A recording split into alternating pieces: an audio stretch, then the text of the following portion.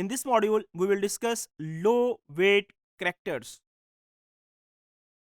लो wait characters की अगर हम बात करें तो लो वेट कैरेक्टर ऐसे कैरेक्टर्स हैं जिनकी जो कंट्रीब्यूशन है क्लासिफिकेशन के हवाले से वो बहुत कम होती है। टेक्सोनमिस्ट ऐसे कैरेक्टर्स को क्लासिफिकेशन के लिए इस्तेमाल नहीं करते या उनका इस्तेमाल बहुत कम करते हैं, क्योंकि ये जो कैरेक्टर्स हैं इनका फाइलोजेनेटिक कंटेंट कम होता है। ये जो कैरेक्टर्स हैं ये रिलायबल नहीं होते और ये कैरेक्टर पुअर इंडिकेटर्स होते हैं ऑर्गेनिजम्स के रिलेशनशिप के। इसी तरीके से जो लो वेट कैरेक्टर्स होते हैं ये हाईली वेरिएबल हैं। पिछले मॉड्यूल के अंदर हमने देखा था कि ऐसे कैरेक्टर जो कि लेस वेरिएबल्स होते हैं उनका जो कंट्रीब्यूशन है टुवर्ड क्लासिफिकेशन वो ज़्यादा होता है, और ऐसे कैरेक्टर्स जो कि हाईली वेरिएबल हैं उनका कंट्रीब्यूशन क्लासिफिकेशन में कम है। फॉर एग्जांपल, अगर हम हेयर्स की बात करें तो जो नंबर ऑफ हेयर्स हैं मैमल्स के अंदर वो बहुत ज़्यादा वेरी करते हैं। एक इंडिविजुअल के जो नंबर ऑफ हेयर्स हैं वो दूसरे जो इंडिविजुअल्स हैं उसके हेयर्स से बहुत ज़्यादा फर्क हो सकते हैं, इवन उसको काउंट करना भी मुश्किल होता है। तो ये एक ऐसा करेक्टर है जो कि हाईली वेरिएबल है। इस वजह से क्लासिफिकेशन पॉइंट ऑफ व्यू से इस करेक्टर को रिलायबल करेक्टर नहीं कहा जा सकता।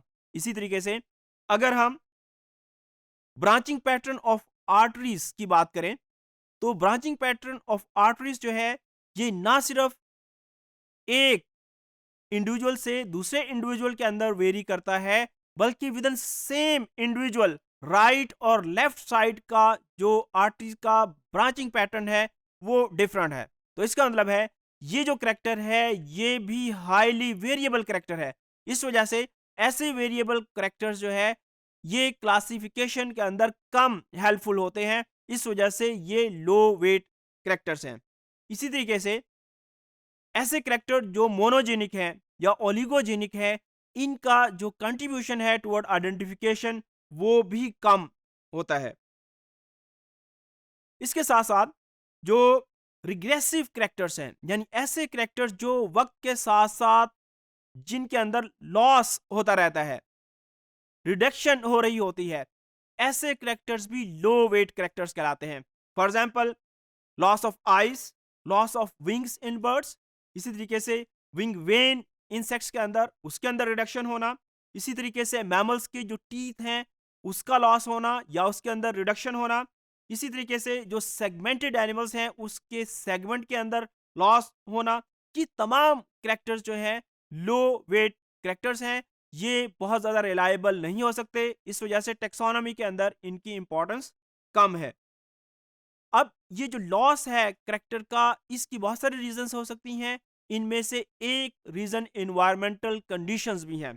फॉर एग्जांपल, केव के अंदर जो एनिमल्स रहते हैं तो क्योंकि वहां पे अंधेरा होता है उसकी वजह से जो है एनिमल्स की जो आईज हैं वो लॉस हो सकती हैं। इसी तरीके से बहुत सारे ऑर्गेनिज्म जो हैं उनके हैबिटेट की वजह से उनके अंदर बहुत सारे करैक्टर्स लॉस हो जाते हैं, क्योंकि बहुत सारे करैक्टर्स की उनको नए हैबिटेट के अंदर ज़रूरत नहीं रहती। जैसे अगर हम पैरासिटिक ऑर्गेनिजम्स की बात करें, ऐसे ऑर्गेनिज्म जो कि हमारी गट के अंदर रहते हैं, बहुत सारे उनमें से ऐसे पैरासाइट्स हैं जिनका जो डाइजेस्टिव सिस्टम, नर्वस सिस्टम ये सारे रिड्यूस हो चुके होते हैं। तो ये वो करैक्टर हैं जो कि हाईली वेरिएबल हैं। तो ऐसे जो वेरिएबल करैक्टर्स हैं इनको रिलायबल करैक्टर्स नहीं कहा जा सकता। इसी तरीके से वो तमाम प्रॉपर्टीज जो कि हाई वेट करैक्टर्स के अंदर मौजूद है, लो वेट करैक्टर्स के अंदर वो ऑपोजिट है।